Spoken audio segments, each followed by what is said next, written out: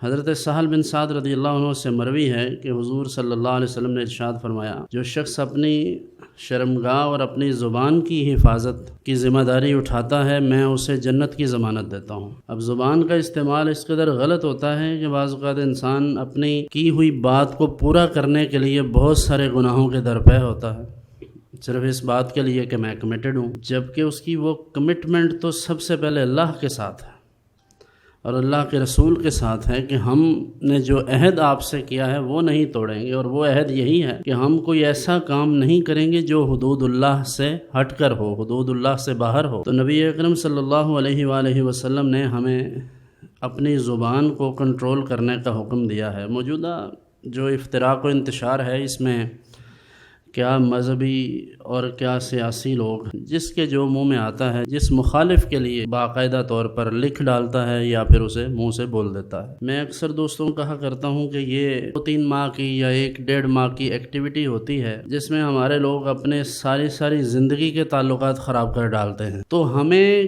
کسی حوالے سے بھی اتنا آگے نہیں جانا چاہیے کہ واپسی کے راستے بند ہو جائیں، اور اگر کسی سے اختلاف بھی کریں تو جو لوگ خاندانی ہوتے ہیں اور جن کی اچھی تربیت ہوئی ہے یا کسی اچھے ادارے سے وابستہ ہیں، ان کا اختلاف کا بھی جو رنگ ہوتا ہے وہ دیدنی ہوتا ہے۔ ان کے اختلاف کا یہ انداز نہیں ہوتا کہ وہ مخالفین کو ماں بہن کی گالیاں دیں۔ کسی کے ساتھ اختلاف یہ کہہ کر بھی ہو سکتا ہے کہ بھئی ہم آپ کی بات سے، آپ کی رائے سے یا آپ کے دستور اور منشور سے متفق نہیں ہیں، اتنا کافی ہے، چھوڑ دیجئے اسے اس کے حال پر۔ سیدنا عبداللہ ابن مسعود رضی اللہ تعالیٰ عنہ سے مروی ہے کہ قال رسول اللہ صلی اللہ علیہ وسلم سباب المسلم فسوق وقتالہ کفر۔ مسلمان کو گالی دینا یہ فسق ہے، یعنی ایسا شخص جو مسلمان کو گالی دیتا ہے گویا کہ وہ فاسق ہے، یعنی کسی کو قتل کرنا جائز سمجھے تو بندہ دائرہ اسلام سے خارج ہو جائے گا۔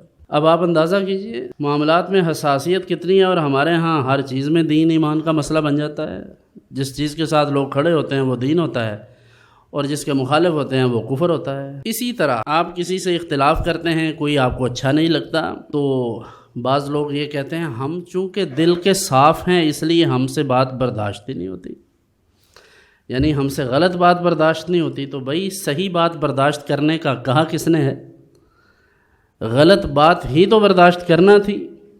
لوگوں کے کڑوے کسیلے رویے اور بدتمیزی بد کلامی برداشت کرنا ہی تو اصل دین ہے۔ اور جب آپ 2-3 تنقیدات سن کر آپ سمجھیں کہ بس آپ تو حرف آخر تھے، ہر ایک کے لیے آپ پر تنقید ہو گئی تو سارا دین خطرے میں پڑ گیا ہے، تو بات تو ختم ہو گئی یہیں پر۔ اور کسی کی تنقید یا بد کلامی کا جواب بد کلامی سے اور بدتمیزی سے نہیں دینا چاہیے، اور جس سے اختلاف ہو اس کی عزت کرنی چاہیے۔ اس پر میں حدیث عرض کرنے لگا ہوں۔ عن عائشہ رضی اللہ تعالی عنہا ان رجلا استأذن علی النبی صلی اللہ علیہ وسلم۔ حضرت ام المومنین سیدہ عائشہ رضی اللہ تعالی عنہا سے مروی ہے کہ نبی اکرم صلی اللہ علیہ وسلم سے ایک شخص نے اجازت طلب کی، تو نبی اکرم صلی اللہ علیہ وسلم نے ارشاد فرمایا کہ اسے اجازت دے دو، لیکن اس کے بارے میں یہ ارشاد فرما دیا کہ یہ ناپسند ہے، مجھے ناگواری کا اظہار فرمایا۔ جیسے ہی وہ شخص حاضر خدمت ہوا تو رسول اللہ صلی اللہ علیہ وسلم نے انبساط کا اظہار کیا، یعنی تھوڑا حضور اسے اچھے طریقے سے ملے۔ حضرت ام المومنین نے عرض کیا، یا رسول اللہ صلی اللہ علیہ وسلم، جب یہ اجازت طلب کر رہا تھا تو وہاں حضرت نے اس پر ناگواری کا اظہار فرمایا تھا، جب وہ آیا ہے تو آپ نے اس کے لیے بڑا انبساط اور بڑی